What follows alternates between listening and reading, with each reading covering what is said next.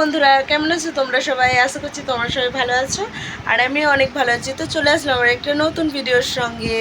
তো আজকে হচ্ছে শুভ রথযাত্রা। তো রথযাত্রার অনেক শুভেচ্ছা তোমাদেরকে। এখন টাইম হচ্ছে ওই 6:30 মতো বাজে। রেডি হয়ে গেছি, মেলায় যাব। তো মেলায় গিয়ে তোমাদের সাথে যতটা পারবো। আজকে তো প্রথম দিন, প্রচণ্ড ভিড় হবে আজকে মেলায়।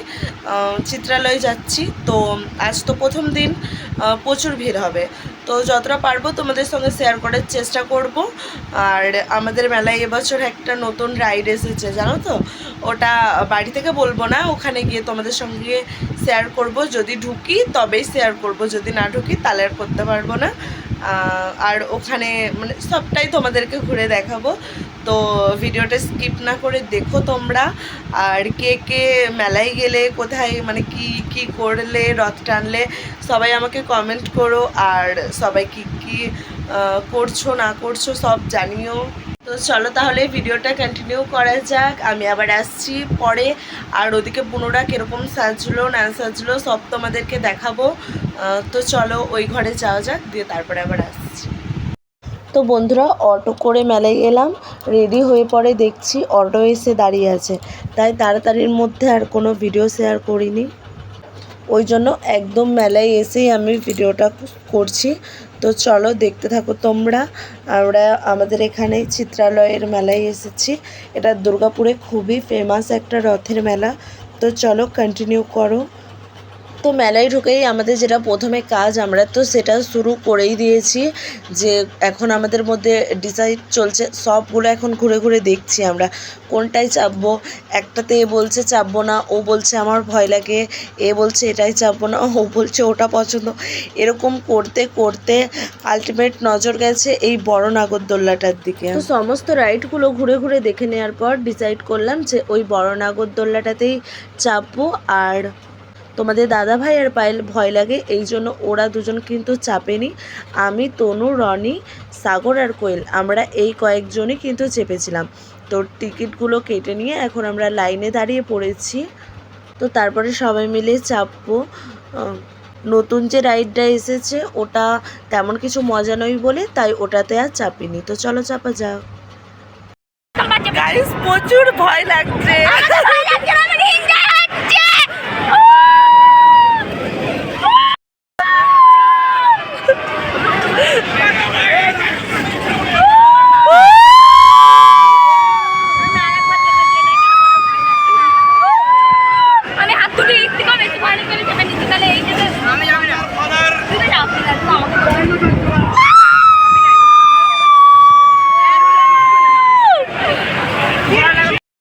তো বন্ধুরা, ওপর থেকে একদম নিচের ভিউটা দেখো, মনে হচ্ছে 3তলা বিল্ডিংয়ের ওপরে চেপে আছি।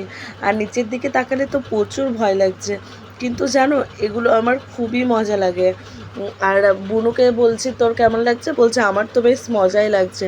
রনিও বলছে মজা লাগছে। মানে অনেকে এরকম হয় যে ভয় পায়, কিন্তু আমার ভয় লাগে না ঠিক, মানে চেপে পড়ে একটু কেমন একটা লাগে, কিন্তু খুবই ভালো লাগে আমার। আমি ছোটো থেকেই কিন্তু যে কোনো মেলাতে গেলে কিছু কিনি না কিনি দোলনায় চাপবো আর 4টি কানের কিনে নিয়ে বাড়ি আসবো। এই দুটো মানে আমার নেশা আছে। তো ঢুকেই তো প্রথমে দোলনায় চাপা হয়েই গেল। এবারে কিছু খাবো দাবো, টুকটাক কেনাকাটা করব, সেটা তো আছেই, মেলায় এসেছি। আর আমাদের এই চিত্রালয়ের মেলা এতটাই বড় না, মানে পায়ে হেঁটে ঘুরতে গেলে পা ব্যথা হয়ে যায়, এরকম একটা অবস্থা। লাস্টে বুনুরা বলছে যে আর পাচ্ছি না দিদিভাই, এবার বাড়ি চল তুই, মানে এতটাই বড়। তো চলো এবার রথ দর্শন করা যাক। ঢুকেই যখন প্রথম গেট দিয়ে ঢুকলাম, তো তখন ভাবলাম প্রথমে রথটা দর্শন করে নিয়ে প্রণাম করে নিয়ে তারপরে ভেতরের দিকে যাব। কিন্তু তখন ওদিকটায় এতটাই ভিড় ছিল, ওই জন্য আর রথের ওদিকটার থেকে গিয়েও আবার ঘুরে গিয়েছিলাম। তারপরে নাগরদোল্লার ওদিকটায় চলে গিয়েছিলাম। তো এখন একবারে ভাবছি কেনাকাটা টুকটাক করে তারপরে হচ্ছে রথ দর্শন করে দিয়ে পরে বাড়ি যাব। তো রাতও কম হলো না, 11:15 মতন এখন বাজে, কিন্তু তাও মেলায় কত ভিড় বন্ধুরা। আর রথের ওখানটাতে এত পরিমাণে কাদা কি বলবো, কিন্তু তাও যাচ্ছি। আর নতুন একটা যে নাগরদোল্লা বসেছে, আমরা বললাম, মানে নাগরদোল্লা ঠিক নয়, ওখানে বলা হয়েছিল প্রথমে যে ফিস থাকবে, তা আবার এখানকার নয়, ওটা নাকি বাইরের দেশ থেকে আনা হবে। আর সেই ফিসগুলো মানুষ 150 টাকা করে টিকিট কেটে ওগুলো দেখতে যাবে। তো তারপরে কয়েকজন দেখলাম ঢুকেছিল, আর দেন বেরিয়ে আমাদেরকে বলছিল যে ওগুলো এমন কিছুই না, আমাদেরই মানে এখানকারই হচ্ছে ফিস ওগুলো। তো ওই কারণে আমরা আর ঢুকিনি বেকার বেকার ভেতরে, 150 টাকা দিয়ে টিকিট কেটে এতজন মিলে কি দরকার, তাই আর ঢুকিনি। ওরকম মাছ তো আমরা মাছ বাজারে গিয়েও দেখতে পাবো, তাই না বলো? আর ওই জন্য যাওয়া হয়নি। তো ইউটিউবাররাও দেখলাম অনেকজন ভিডিও করেছে ওখানে, যে তেলাপিয়া মাছের মতন, পুঁটি মাছের মতন, তারপরে বান বলে যে একটা মাছ হয় লম্বা সাপের মতো দেখতে, ওই টাইপের মাছই ওখানে আছে। ওই জন্য সেরকম তো দেখার মতন কিছুই নেই, ওই জন্য আর আমরা কেউই যাইনি। নয়তো তোমাদের দাদাভাই, পায়েল আর রনি এদের খুব যাওয়ার ইচ্ছা ছিল। আমার প্রথম থেকেই খুব একটা ইচ্ছা ছিল না, তাও ওরা যাবে বলছিল বলেই যাব ভেবেছিলাম। কিন্তু তারপরে আমরা যখন শুনলাম এরকম এরকম ব্যাপার, তারপরে আমরা আর কেউই যাইনি। তো এই যে রথটা দেখতেই পাচ্ছ তোমরা, আর রথের সামনেটা প্রচুরই কাদা, আমি যেটা বললাম তোমাদের। তাও আমরা গেছিলাম ওই ভিড় কাটিয়ে ভেতরে, আর রথের দড়ি একটু ছুঁয়ে তো প্রণাম করতেই হবে।